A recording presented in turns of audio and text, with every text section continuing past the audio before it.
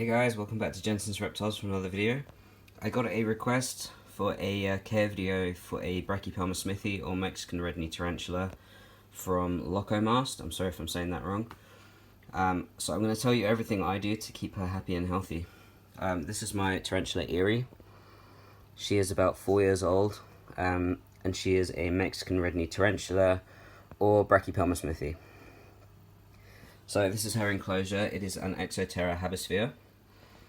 In the bottom of it for substrate, I've used a mixture of excavator clay, eco earth, and spider life.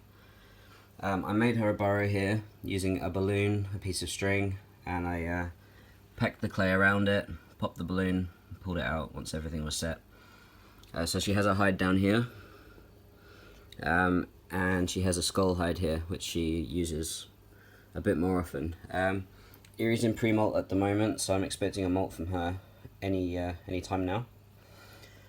She's got her water bowl over here, and that's pretty much it. So these tarantulas, the rule of thumb is if you're cold, they're cold. If you're too warm, they're too warm. So they can happily be kept at room temperature. They don't need any specific lighting. So all round, a very easy animal to keep. They are not the most active of species. If you do see them active or clinging to the sides of the enclosure, it's a good indication that either there's something wrong with the substrate or they might be a little bit stressed. Erie here, she mainly sits like this, or she will sit on the back wall there, quite close to it because I have a radiator behind it, and when it's on, she likes to go warm up. It's winter here at the moment, so that's a normal behaviour for her. I feed her on dubia roaches, of which I have a small colony, and she eats about once every 2 weeks or so. Overfeeding in these tarantulas is really easy. They don't need to eat a lot, and they can become overweight. The warmer you keep your animal and the more you feed it, the shorter its lifespan, so you really kind of want to feed it a bit less often and keep it at a slightly cooler temperature. I'm not saying cold, but you don't need to keep them warm. So yeah, they don't need any specific lighting. In the top of the habosphere here, I have LED lighting, which is built in anyway. You can just see it there.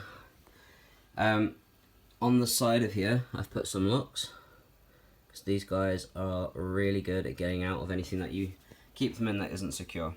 So just bear that in mind if you're going to get a tarantula. They're pretty strong and they will pop a lid off anything that isn't locked down.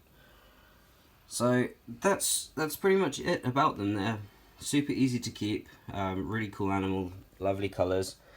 And considering she's in pre-molt and she's still so bright, just indicates how lovely she's going to look when she's done molting.